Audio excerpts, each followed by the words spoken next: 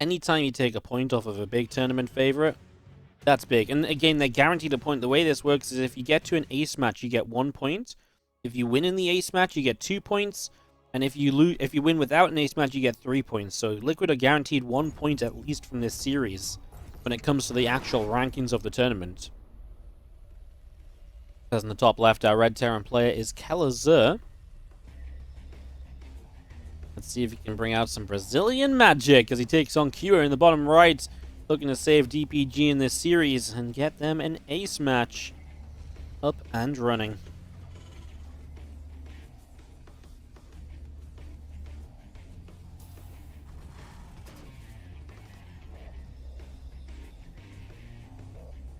And see what he can do. This is Submarine, so I think part of the reason that you see Submarine here, and the 2 Terrans on this map, is because it's Submarine, right? So this has been a talking point all weekend long in this week.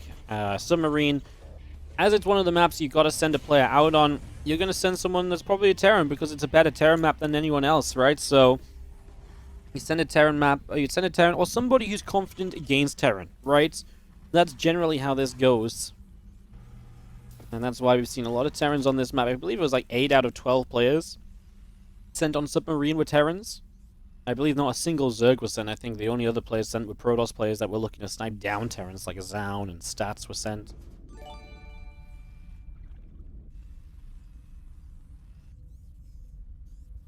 Rax coming in on either side of the map. We are just setting ourselves up here right now in this first map of the TVT. And it's pretty similar across the board. Double gas against single gas obviously is going to start to give us a bit of a difference, as Cure is going to end up expanding a little bit later than Kelazhur. Kelazhur kind of playing off from how you should on this map, right? To try and one gas expand on Submarine is extremely dangerous. Short map, no ramp up into the natural. This is a pretty big risk from Kelazhur for what is usually a very minor gain in general. Let's see what Cure can do to try and punish that a little bit, because it kind of feels like Kelazhur right now is inviting Cure to kind of come across and to do something about it. Kelazhur goes 1 Reaper into a Marine, so he'll have his factory going down now.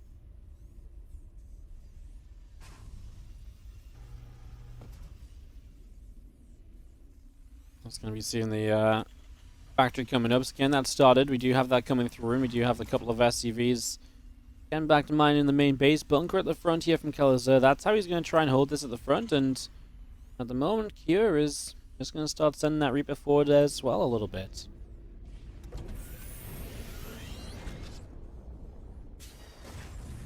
So we move on through. This bunker about to finish up. Reaper and a Marine probably going to jump into that bunker in a moment. And yeah, just going to create... I mean, it doesn't really create a defense because 1 Marine in a bunker isn't going to always scare your units of the opponent away. It's just going to go around the side here, and that CC, is it going to get to finish? I think so, right? It's just a second or so from being done. SCV will go down, but you get the orbital start without being delayed at all, so that's a little win from Kelazhur. He's obviously going to have a much faster orbital here, so you'll have a faster initial little bit of tech. And you'll have a faster chance to go from there as well, as we see a starboard from Kelazhur in the main base as well. So yeah, this is nice, as Cure went into a Widow Mine. This looks like you might have a little bit of a Widow Mine drop or so coming through that, or you just leave a Widow Mine middle of the map to try and deal with your opponent in some way. SCV going to be finishing up on that natural momentarily, and again, just a little bit of setup right now as we set this up. Cyclone's about halfway done. The starboard's about to finish up here in the main base. And all of this rallying out down to the natural expansion is just going to be seeing the starboard completing. It's going to be morphing into a tech lab. And yeah, 2 Reapers and a Hellion just sitting on this ramp. There's a couple of additional Marines on the way through. And this Cyclone still just on the way up as well. So Cyclone's about halfway done as our Marines and Reapers and Widow Mine all loading up. All of this heading across to the far left-hand side.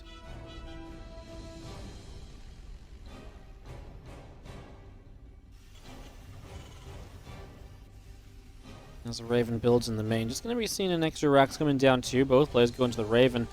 Kelazhur's a bit out of position for this medevac coming in. He's actually going to unload in a corner that Kelazhur maybe doesn't quite see. So he's going to be able to unload units here and start bringing them forwards. First SCV going down. Second SCV falls as well. Cyclone's coming in, getting a lock on. Medevac chased away a little bit. A couple of these Marines going down as well. Widowmine gets a connection. This is nice from Q. You don't lose a lot. You get yourself a few SCV kills, and it's going to even up the worker count in the game. And altogether, it's just going to even everything out. Everything is pretty much the same at the moment. Maybe Kelazhur has a faster second racks. Maybe that's something we can look at here.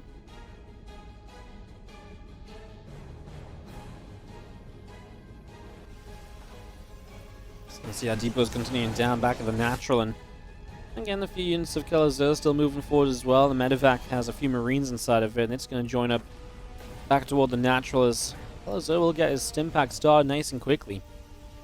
So he's going to be the first towards stim. That doesn't mean he's given up on an additional Raven, so Q will have kind of the tech advantage here.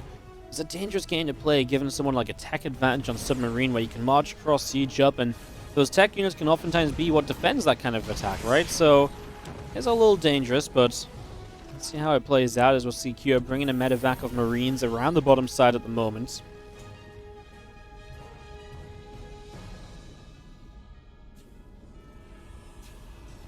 And a few units just out the front, and we do have ourselves, well, a couple of depots coming in behind the natural as well. Here's units from Kelazhur just out in the center. Cyclone gets a lock on. Hellion taking some damage. Hellion of Kelazhur taking a few shots as well. A couple of grenades going to bop some units around. As Q gets his own stim start. So, yeah, behind the stim of Kelazhur, but he's got a lot more tech to kind of show for this. As that drop into the natural expansion, let's see what Kelazhur's got. Shut this down. I believe he's got a couple of Vikings that are just not going to be able to do much because they're going to have to deal with the ground army as well. Show us the drop. Observer. It's being defended by something, is what I can tell from the mini-map.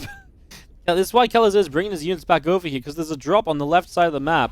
And Kelazhur is trying to position to pick it off if it makes a move. At the same time, Kelazhur is going to have to cancel this third base. So, Kelazhur is going to have a much later third CC here as well. It was already going to be later. As you can see, the third CC of Q is morphing into an orbital already. This isn't good. This is not what Kelazhur wants. He's just kind of let Q get into this position, and this is the position we always talk about on Submarine. And Kelazhur's just kind of let this happen. Can you do anything about this? He can come in right now. Raven can... Oh, Raven gets Matrix, so now this Raven's not going to do much. There's that drop showing up again on the left-hand side. I feel like this is where Kelazhur's going to start falling apart. If he could have Matrixed those two siege tanks, he would have been able to stim in, and maybe he can overwhelm. But with the two tanks still up, the Raven of Kelazhur now dead because it got Matrix the second time. That was a massive play from Q. If he doesn't get that Matrix off, he's in trouble. Here we go. Kelazhur now pushing down a ramp into 3 siege tanks. Yeah, imagine he was pushing down a ramp into 1 siege tank of fire. It's a completely different situation as we're going to be seeing Kelazhur still losing tanks at the end here. Auto turret between the tanks is probably going to get both of them. GG from Kelazhur. He just let Q's map position get to be a little bit too good. And Q is going to bring this series one step closer to an ace match. It's 3-2 in favor of Liquid still, but Q looking good in that first game.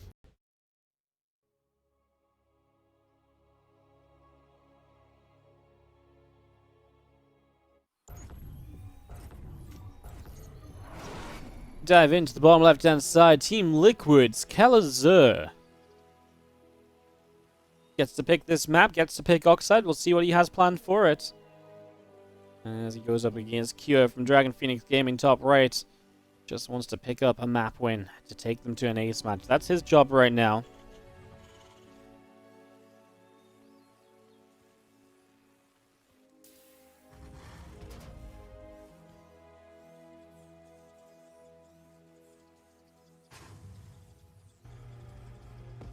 Again, we have more Starcraft for you today as well. When this series wraps up, we do have WardiTV Spring Championship in about 1 hour's time.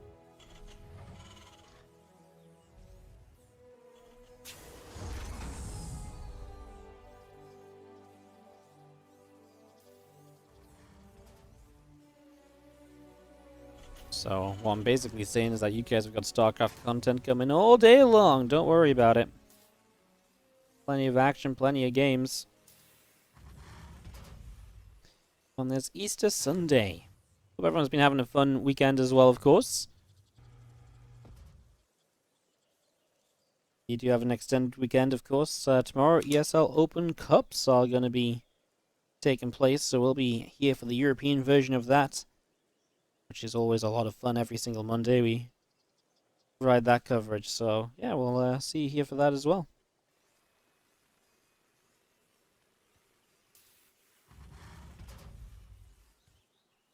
Fun week of Starcraft 2 ahead of us. Wardy, the awkward moment when the ace match is going to go 1 hour plus and delays the Wardy tourney. Well, the Wardy tourney will still just start. The problem then is that I'm not going to get a chance to eat. So, yeah. Yeah. We'll see how that goes. I'd like to eat something before we go into another 3 or 4 hours of StarCraft 2, but we'll see what the day lets us do. Some days you're just not meant to eat, guys. You know? Some days you're just not meant to eat. It comes in, grabs an SCV.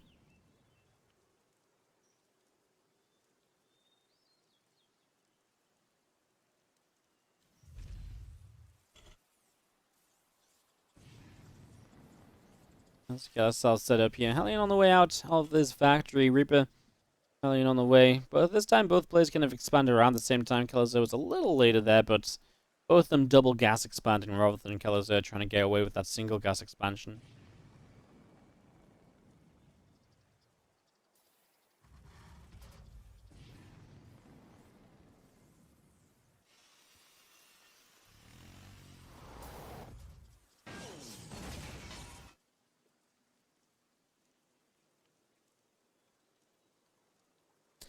Two Reapers going to pull back down the bottom left-hand side. Just going to be seeing that command center coming through, and not really a lot to talk about just yet. Sorry, guys.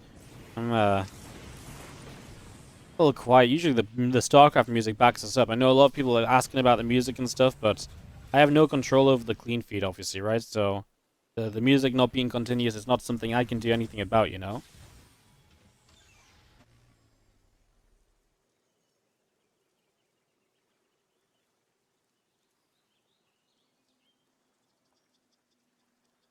Reapers and Hellion's going to move up this ramp. Here's going to lose a Hellion initially, so Kelazhur going to come down and defend this. He was obviously positioned because he didn't know where this attack was going to come from. He loses a Reaper as here's Micro right now is showing up. Kelazhur, can he chase for that Reaper? He does. Okay, not so bad then. It's a pretty even trade out at the end. Of course, Kelazhur needed that Widowmine hit to help him out a little bit.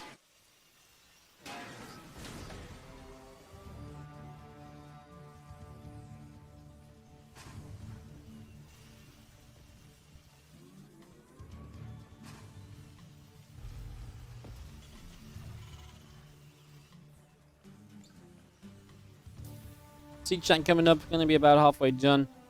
We do have a Raven on the way as well. Let's just, again, get this set up on either side. Again, wait to see what Kelazhur does in particular, right? The game's kind of even.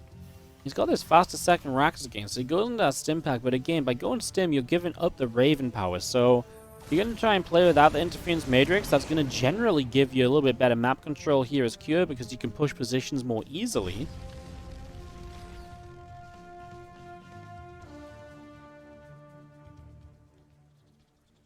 Cyclone pulls back down to the center of the map here. Hellion coming across to join.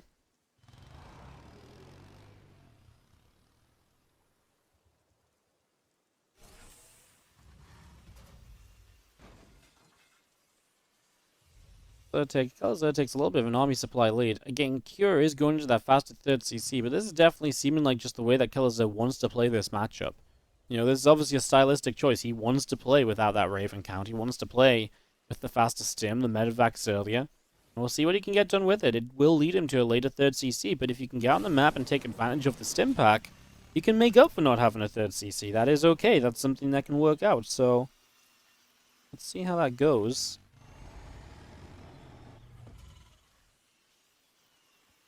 As we just got ourselves the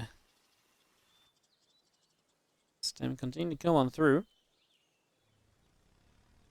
How to finish up. It's very similar to the last game, actually, when you look at the timings of things, or the comparative timings of things, right? You know, Cure's stim is about the same amount behind as it was last game.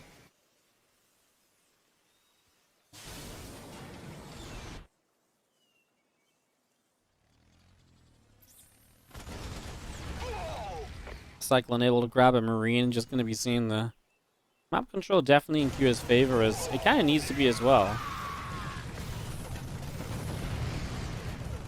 First going down, Kelazhur loses a whole chunk of SCVs.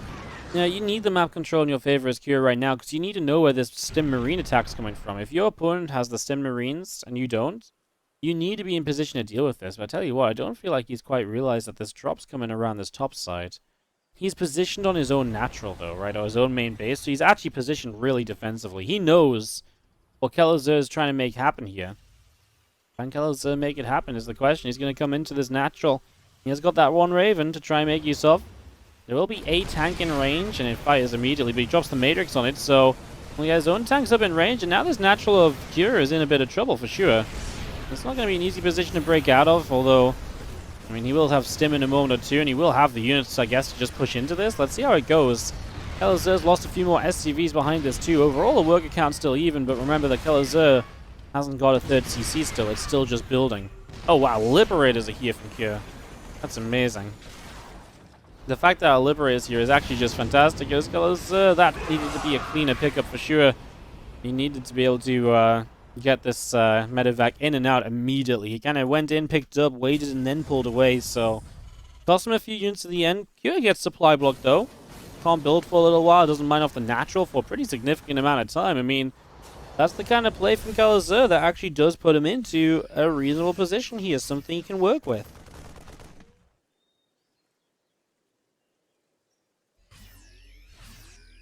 So now it continues as we see the third CC drops down. Gets started. Gonna see everything else from Kelazhur moving up around the top here. So he's gonna push in. I mean, there's no third CC in location still from Cure. So Kelazhur trying to take advantage of that, but it's not actually there to take advantage of. As Keller, tell you what, he is behind on 1-1 upgrades, so that's something for him to be worried about. As he moves in, air control is still an issue. Drops double Matrix though. He's gonna get up the ramp into the natural. He's gonna get tank sieged on Cure's natural expansion, and Kelazhur puts himself in a dangerous position. These tanks need to siege up though. Why did he go so far forward before sieging the tanks? He does target fire down one. He's gonna get the other one. Kelazhur and Cure's natural expansion, and Cure might be in some trouble here. Tanks are still killing so much. The Vikings are going to land on top of the tanks. The tanks do not unsiege to try and fight this off. They are just going to stand here and fight whatever they can. The lack of an unsiege costs Kelazhur massively. He loses 16 SCVs at home at the same time. He's killed 27 workers. Oh my god, what even happened on the other side of the map? I don't even know. Something from Cure dropping in. Was it a Liberator? That has 6 kills. If Kelazhur had unsieged the tanks, he might have been able to just get a little more at the end here. The upgrade in Cure's advantage. This Liberator shows back up. Kelazhur's gonna have to pull SCVs away from that immediately. He's up 20 workers right now. Kelazhur, third in location. He just needs to, well, if he just keeps building, he's gonna have equal upgrades soon. His army supply is way down though, so in theory he should catch up on army supply eventually due to the economy advantage, but that's not the case right now. So Cure is the one that should really move out and try and make something happen. The tanks just not unsieging against the Vikings was big. Now a double drop heads around the top side. This is where Kelazhur can be caught out of position, and he will at least have 1-1 to help out with this. But this is the problem. If you have drops starting to come your way, and you don't have a good army supply to fight that off, and you start getting pulled around out of position, this could be massive. Kelazhur's got so much of his defense, well, all of his defense, really, on this third base. He has no map vision on the left side either to see this drop coming in. So he has no way to know it's happening. Absolutely no way. Here we go. Drop into the main base right now. There's just nothing here from Kelazhur. So he's going to lose SCVs. He's going to take some damage himself. And now Q is going to start moving everything else into position, right? To take a fight onto the third base. So this is where Kelazhur has to commit. He needs to get SCVs onto that repair. He gets it. Tank finally sieges up. Took a little while. As Marines are going to chase down into the back corner. Q is scanning the third base, looking to see if there's a chance to break right now. And he is going to find drops on top of the tanks, which are undefended in Kelazhur. He's not going to have the army supply to win this game out, is he? Kelazhur had such an opportunity over in that natural expansion of Cure. As this third CC lifts away SCVs. Well, third CC won't actually die. But Cure gets some worker kills that are absolutely going to help out massively here. And it looks as though Cure might have just about done it. Man, am I crazy? Did Cure never have a third CC? I feel like he does, right? It's moving out now, right? It's flowing. It just feels crazy to me that Cure never took the third CC at any point before this. Or never, like, at some points it made sense. Like, I can't believe it's only just flowing out now when he's the one starting to take the map control. I'm surprised by that. Kelazhur is definitely the one who needs to get that third CC back in position now, though. He still has a slight worker lead, but he just doesn't have the army advantage is the problem. But if he can play a defensive game, like, the problem was he went so heavy into the main base to defend, then it's exactly what I was saying. If you have to defend one location, you don't quite have enough. You have to oversend units there, and then you don't have units to send elsewhere, right? It becomes a problem. That's exactly what happened at the end of the day. This Kelazhur down, what, 25, 30 army supply at the moment. Ahead a couple of workers, that's not going to make much of a difference. And ahead a couple of workers that he can't mine with necessarily because this base isn't mining. And still up in the sky trying to relocate, so he's obviously not had this position taken. We'll get it again. Now, you know, he's down to a point where you can fight back still. He does actually have a +2 armor advantage as he's going to find this medevac, so that's a nice little catch. So a little win there from Kelazhur.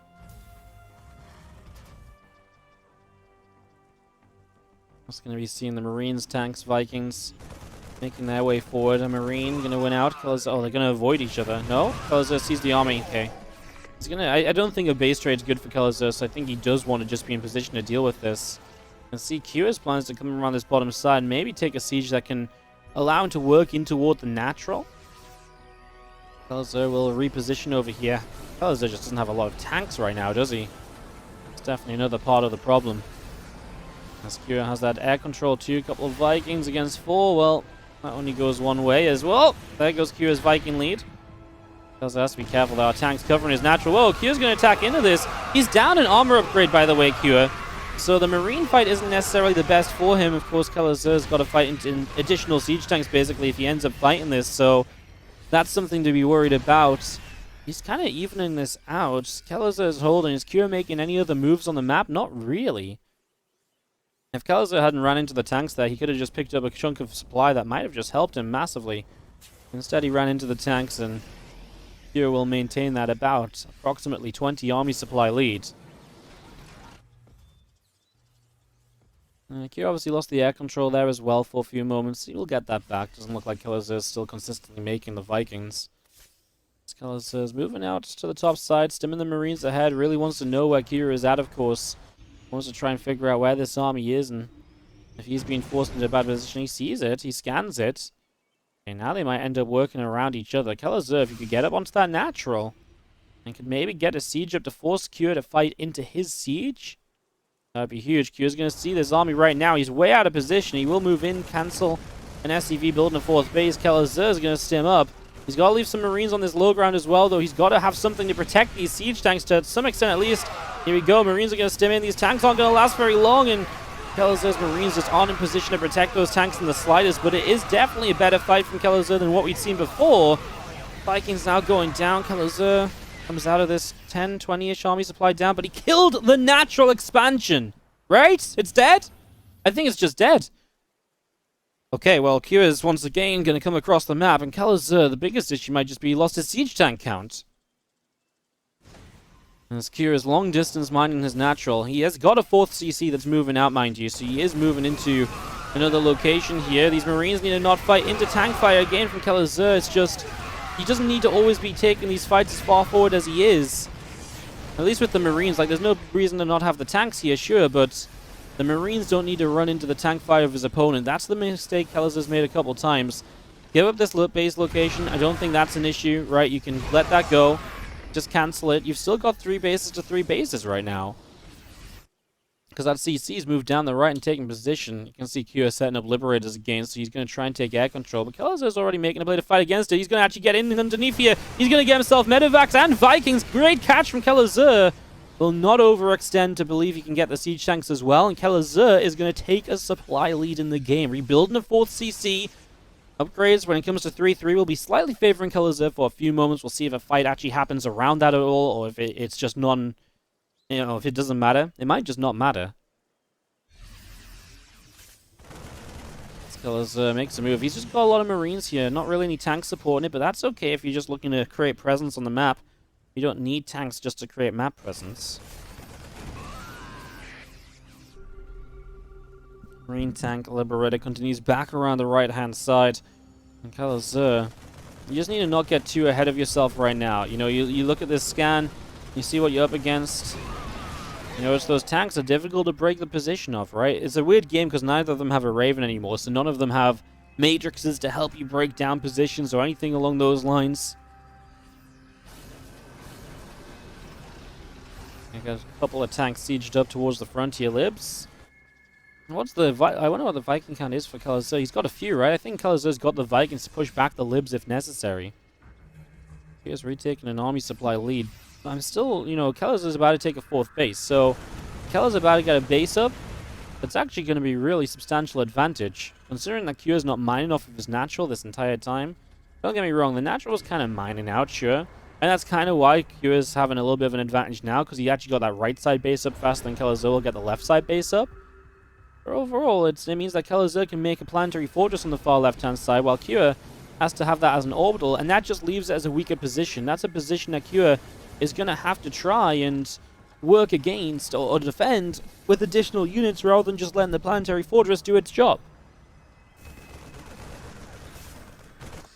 Oh, those few Marines show up at a good time just before this planetary's morphing in or anything. Marines show up to fight it off. Kelazhur, by the way, ahead on vehicle weapon upgrades. There is a slight difference between the two right now. It's a vehicle weapon upgrade, about to be 2. As Kira's building an additional command center, so he's going to have a 5th base ready to move out. That's maybe one thing to look at right here, is that Kelazhur is not continuing to expand as quickly as Kira is, perhaps. Kelazhur with a huge lift up, looking to make a play elsewhere. It looks like he's going to try and create some pressure around the top side, keep the attention over there, but Kira's not really falling for that. Kira has got army moving to the right-hand side. He's going to see the tanks now. He moves back to the left. And again, Kelazhur wants to try and make Kyo believe that there's a fight here, but I think Kyo sees how much there is, and he's going to realize no. There's absolutely a play being made elsewhere, and it is flying in towards his base. Kelazhur scans, he sees the units are there. Kyo did this well. He identified the amount of units from Kelazhur. He realized there wasn't enough of them in the top side, that he needed to send everything there, and so he kept a lot of units back to the right to make sure that this wouldn't become an issue. Now Kelazhur is actually set up to maybe catch this army moving forward. The tanks on the front as well. The Marines stem in. 2, 3 tanks go down. Kira is very late to siege. He doesn't get a single siege tank shot off. And Kelazhur actually had the siege up, so Marines of Kira took some serious damage as well. Vikings and Marines are going up against each other here. They did take down the Liberator. These couple of tanks will just unsiege and give up the position, sure. Well, they're just going to stand here and fight against the Vikings. And the vehicle weapons is actually pretty sizable. You can see the tanks winning out there.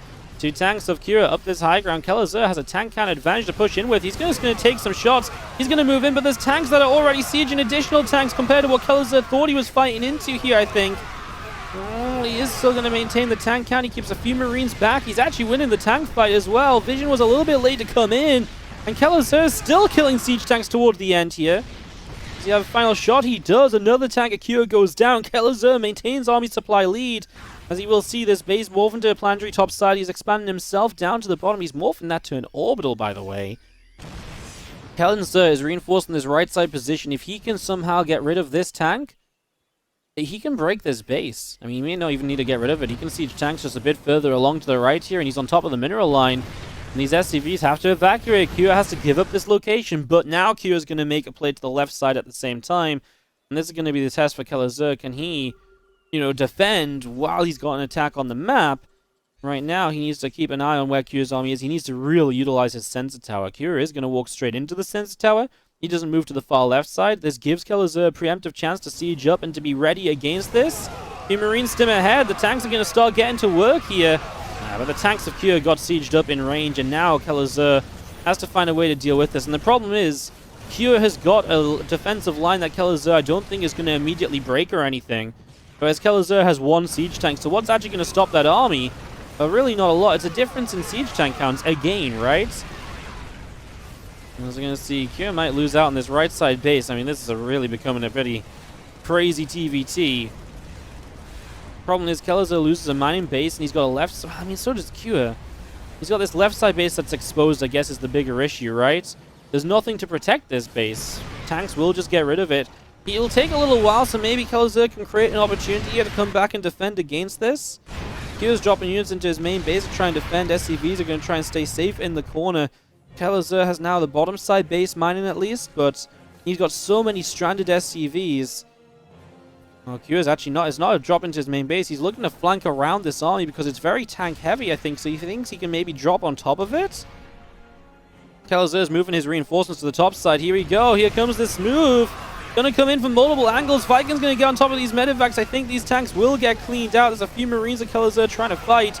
He's got his reinforcements coming in. He might actually try and fight this. He actually changed direction. He's going to go to the top. He's going to start setting up tanks, and Kira is going to have to try and respond to this. The tanks are in range on both sides, but Kelazhur has an additional tank sieged up already, and he's going to start winning this Marine fight as he pushes through. One tank in the back still dealing damage. Kelazhur sees it. It's target fight onto the clump of Marines. Kira's probably going to lose another orbital, but he's moving into Kelazhur's natural expansion. Liberators are flying across the map. Kelazhur doesn't realize that Kira's making this move. Tanks could have been sieged. Liberators could have been sieged, and this could have been a defense. Instead, Kelazhur is going to have his production under attack. He's going to pull back and deal with it.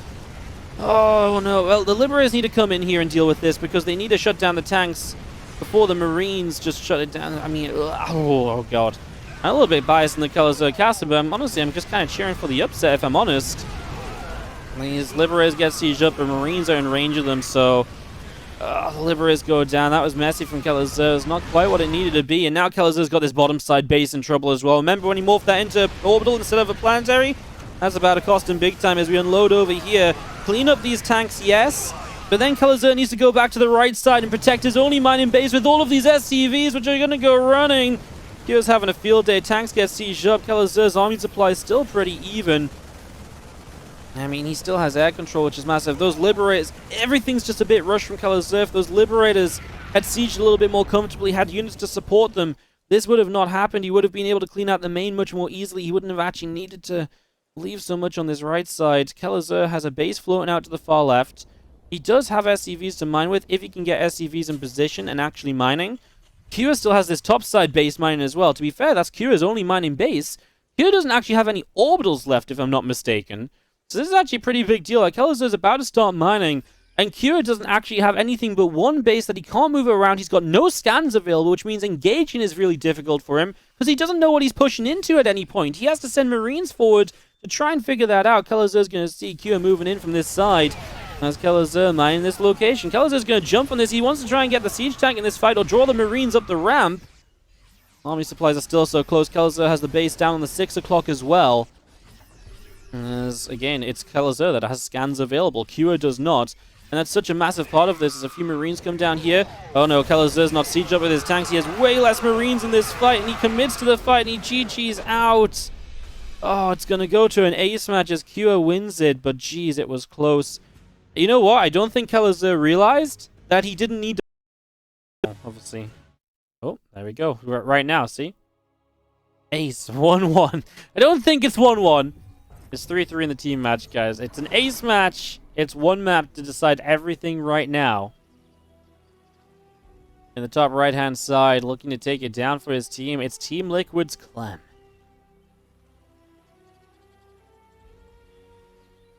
Taking on the blue Zerg in the bottom left corner of the map. It is dark.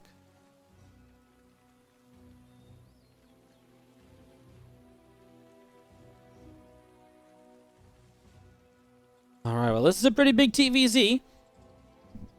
As we go into this and see if we can have a DPG or a Team Liquid win. Clem 2-0 today against Rogue. Dark 1-1 against Harston.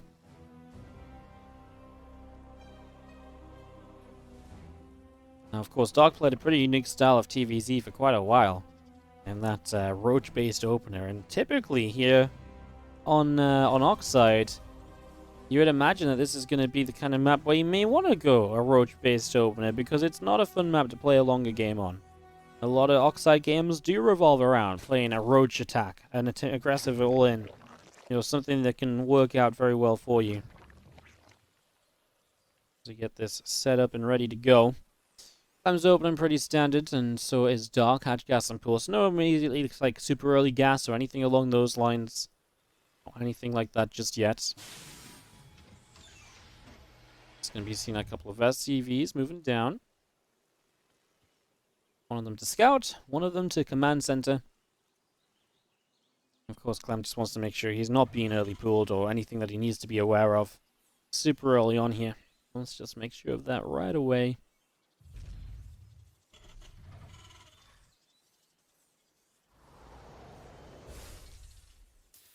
Reaper going to be finishing up in a moment here from Clem. Going to pop, and a Marine on the way now as well. Just going to start making its way across the map. So away we go. Reaper to try and deal some damage here in the early stages. We have a couple of overlords out in the center. The SCV scout turned back around. It's back up home now as well. So it's out of the way for this Reaper versus Ling and Reaper versus drone action. Things are here waiting for the Reaper. Ooh, time goes a bit too far forward before fighting. Yeah, that's the sort of thing that you might see the ping come into effect on, right? So something to watch out for. Let's see, so far has been pretty on point as Clem is actually hunting for the Ling. Goes quite deep there, doesn't get it, and is just going to back away. With the queen up, it's a little bit too risky to stick around there. And dropping another grenade. Should probably check the third hatchery location right now, and he will see that. So 3 bases coming up, and Clem's is going 3cc. 1 gas, 3cc, nice greed. Nothing lost on either side of the map just yet. Neither of these players, as they meet for the very first time, they've never played each other in the past. That's not something that happens a lot in Starcraft 2. Especially not between 2 top-tier players like Dark and Clem. Absolutely not.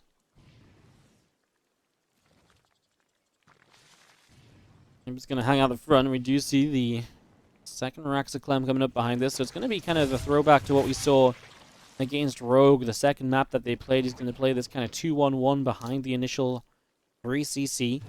That's actually a game where I'm talking a lot about maybe seeing a Roach style, and there's the Roach Round going down. There's actually a game which was, you know, a Roach attack from Rogue. That didn't work out, despite Clem not seeing it and losing some tanks and not really having the best of setups. This is going to be a much earlier Roach run from Dark 330, but that's what Dark loves to do. You make this Roach run, and then you've got choices. Do you get aggressive with it? Do you just make 3 Roaches defensively? I mean, that's the magic of Dark's style. You don't actually know what he's going to do with it. Like, it's very hard to say what he's going to do. It's very hard to scout out and react properly. And sometimes he can just kill you with it, and sometimes he can just take a lead with it, and sometimes he won't do anything with it. And that's why I think Dark's EVT was better suited to play on Oxide, because I think it's just that little bit off from standard that can maybe just be the better matchup here compared to, say, if you send Rogue out.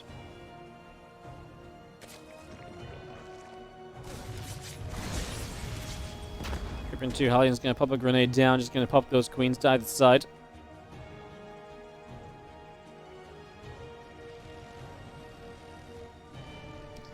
Kelazhur is building from Dark as well. 58 drones already, so he's just droned up a lot. You see a third Rax already coming into the main base, so I'm just continuing with his bioproduction. His first 2 medevacs about to be here. He can sort of pressure in the near future. As Dark has some decent creep around the left side, starting to work on that towards the front of the third base as well. Of course, this is such a terror map because, you know, we have good push positions, good ways to attack without being surrounded.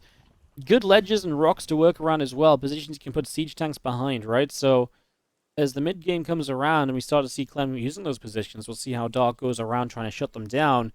You know, a lot of it may come down to just how you can stop Clem getting into those positions to begin with in the first place, more than anything else.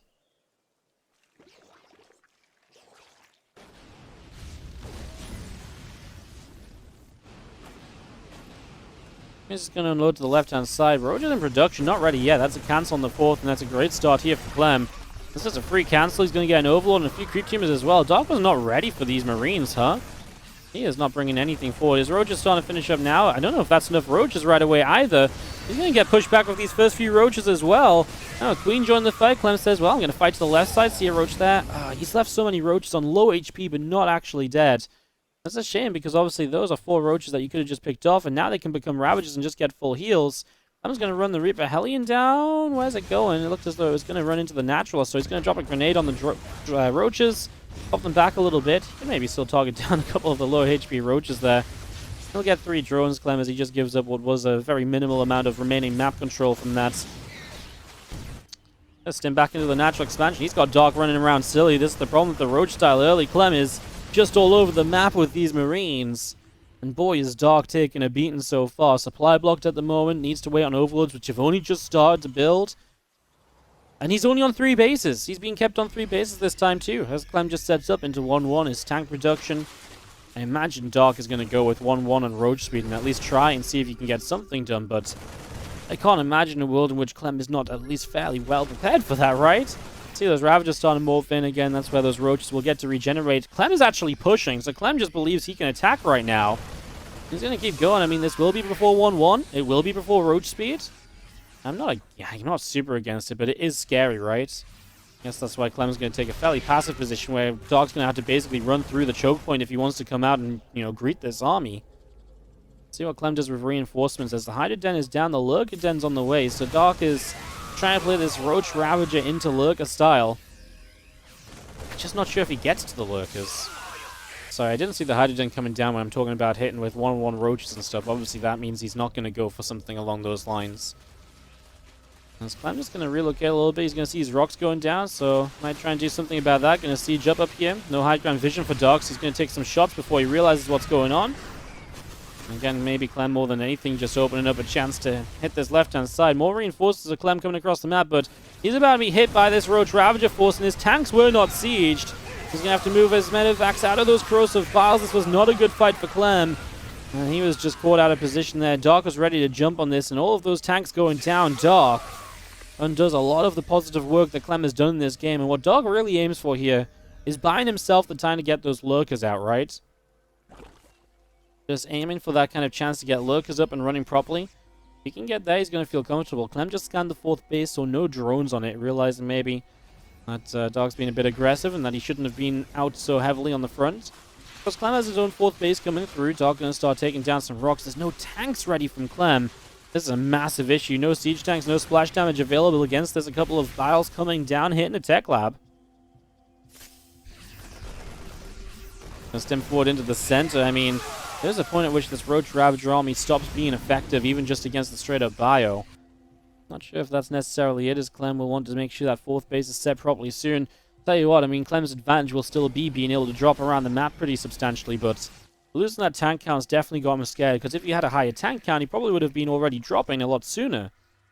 Because he's got the tanks to help him defend. Because he lost the tanks, he needed all of his units back at home to help him defend. Clem will cancel up a 5th base here, takes down a drone. Lings are going to run into this position. These Marines going to load up and now going to go flying in toward the main base. And I see a Ghost Academy going down in the main as well, and just going to be seeing Clem just still trying to drop around, find openings, find positions he can work in right. He's good with these drops. He's good at keeping units alive. His mistake didn't cost him the game, but it definitely cost him momentum. And it's definitely given Dark the freedom to kind of do a little bit more of what he wanted to do. I would say that's something you never really want to have happen. Do you ever really want to have your opponent get, this comfortable? Probably not, honestly.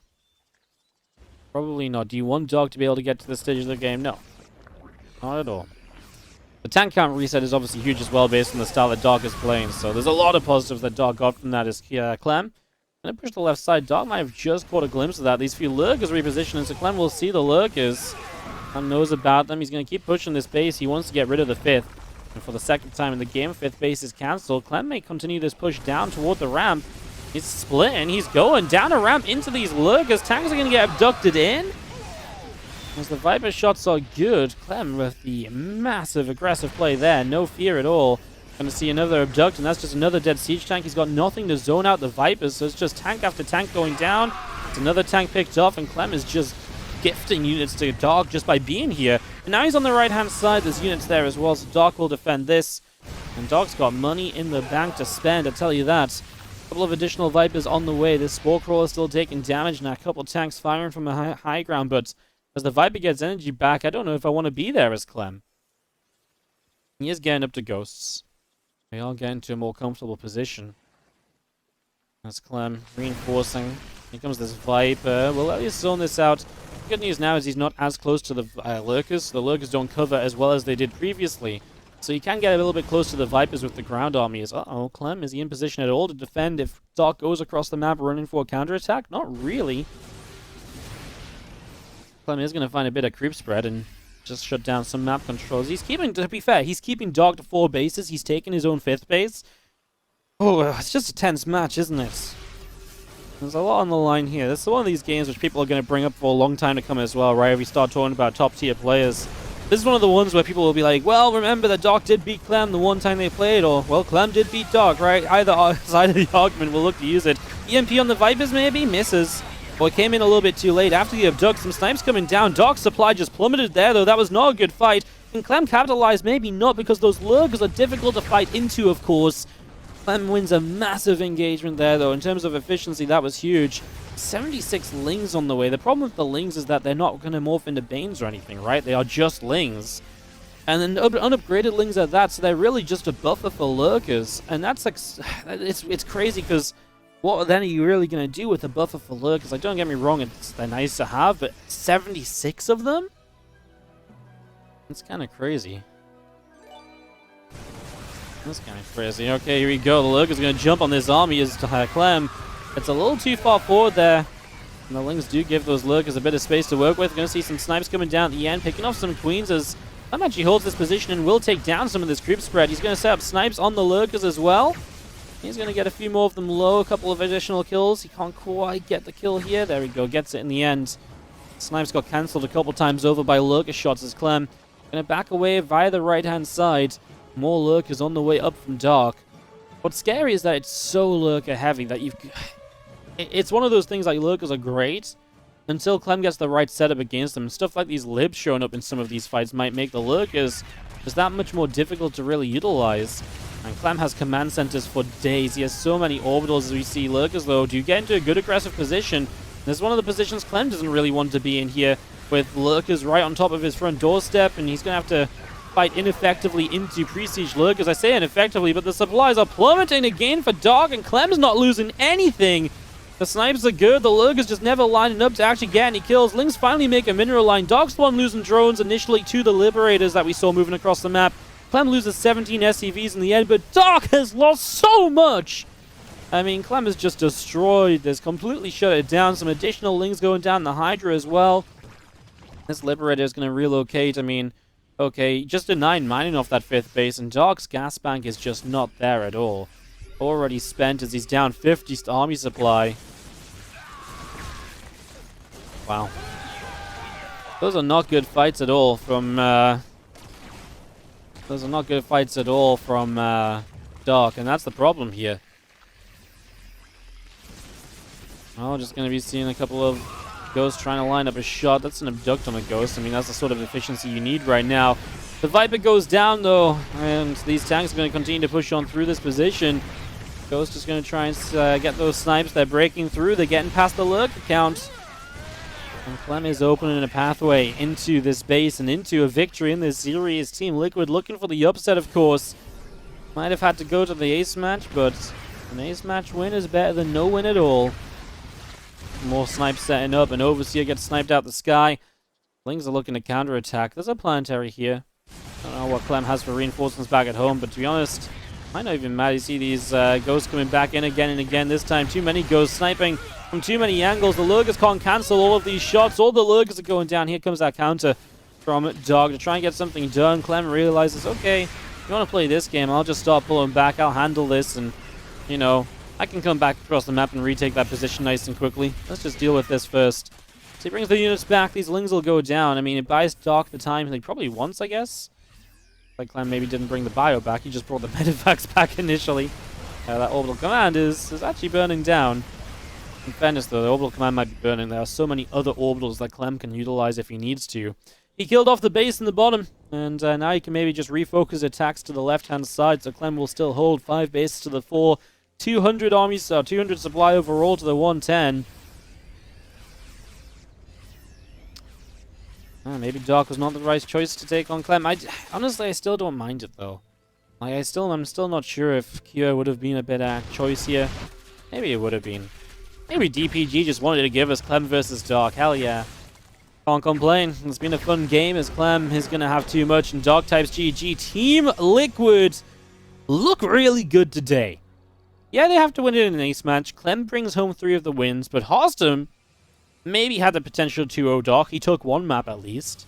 Kelazhur could have ended this series against Kyo. He didn't. But they looked good as a team, right?